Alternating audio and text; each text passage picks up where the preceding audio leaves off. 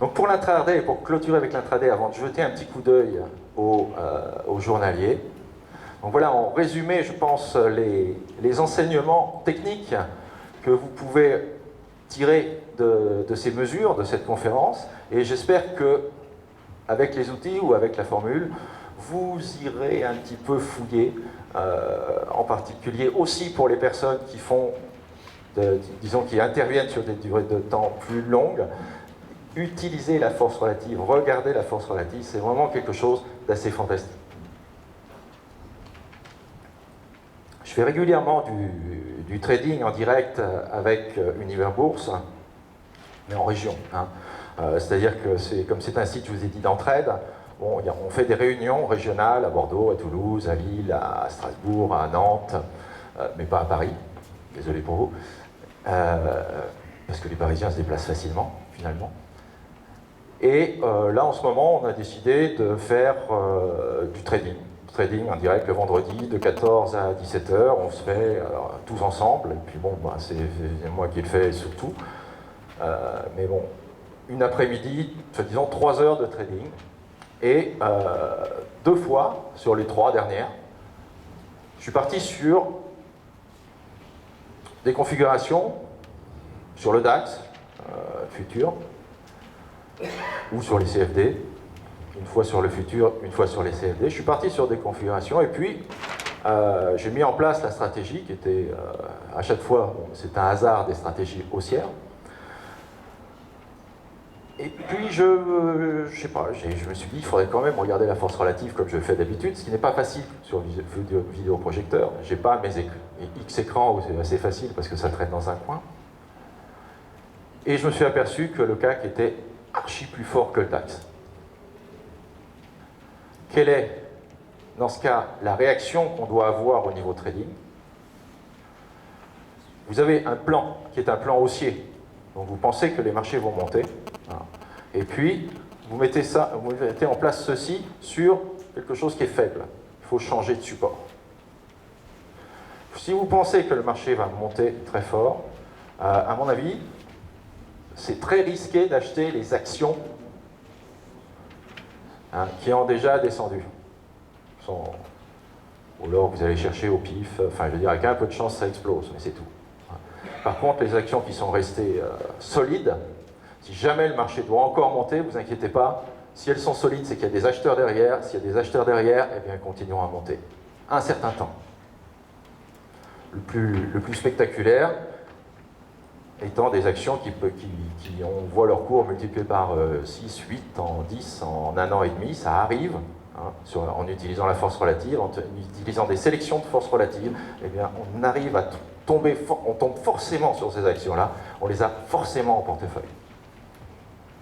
Donc voilà les conclusions de ce que nous avons vu sur l'intraday. Donc si on regarde un petit peu plus le long terme, et là je vous ai mis la deuxième présentation de l'indicateur, vous vous souvenez, c'est-à-dire l'un moins l'autre. Donc ici en haut toujours le DAX, au milieu le CAC futur, le DAX futur aussi d'ailleurs, et l'indice de force ici. Donc l'indice qui est représenté, il n'y a qu'une ligne, c'est l'indice du DAX moins l'indice du CAC. C'est-à-dire la force du DAX moins la force du CAC. Si c'est au-dessus de 0, c'est que le CAC ou le DAX est plus fort. Le DAX est plus fort. Est-ce que ça correspond à ce que vous pensiez à peu près? Là, on a une période qui va de 2011 à nos jours. Hein. Bon, quand on regarde les courbes, vues comme ça, on n'a pas vraiment l'impression, enfin je sais pas, mais c'est peut-être parce que je suis collé dessus, on n'a pas vraiment l'impression qu'il y en a un qui est plus fort que l'autre. Si? Un peu quand même. Ah, ce ne sont pas les mêmes échelles, mais comme de toute façon la force regarde les échelles relatives, relativise les échelles si vous voulez, l'expression est forcément bonne. L'expression de la force est forcément bonne, même si les échelles sont différentes. Même s'il y en a un qui est beaucoup plus agité que l'autre. Ça n'a pas d'importance de ce côté-là. Ça c'est dû à la méthode de calcul elle-même, qu'on a vu tout à l'heure. En fait, si, quand même, hein, si on regarde un petit peu la façon dont les cours progressent, Regardez, bon, ça ne se voit pas beaucoup parce que c'est écrasé, mais ici, le sommet qui est là, vous voyez, comme le CAC est arrivé au même niveau, alors que sur le DAX, on a été au-dessus.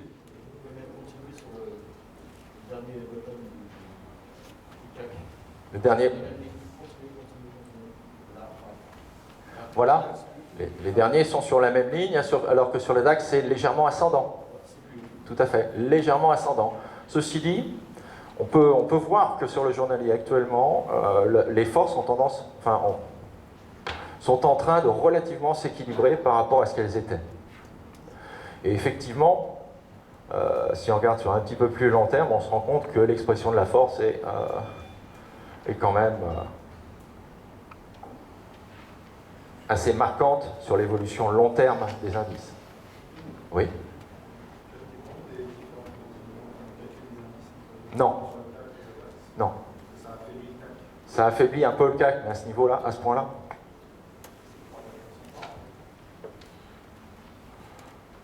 Oui, non, c'est vrai, j'en ai pas tenu compte. Hein. J'en ai pas tenu compte, mais bon, il y a quoi là? On est sur 6 ou 7 ans. Donc ça joue sur 25%, même si on arrive à 8000, 25%, on se trouve à 6000. Ouais.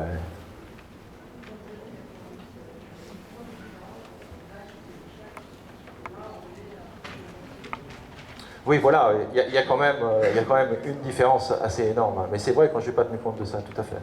Sur le long terme, c'est assez difficile d'avoir les chiffres. Ouais.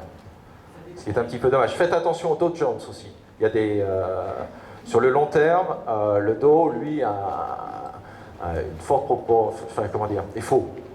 Est faux, est surévalué, surévalué. Hein. C'est dû à sa méthode de calcul qui n'est absolument pas la même que tous les autres indices. Donc ne tenez pas compte du Dow Jones sur le long terme. Oui.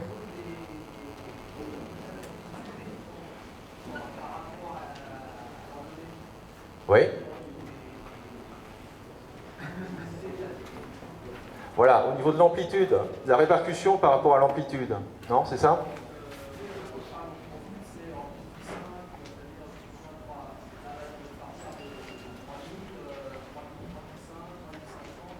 Voilà, en pourcentage? En points?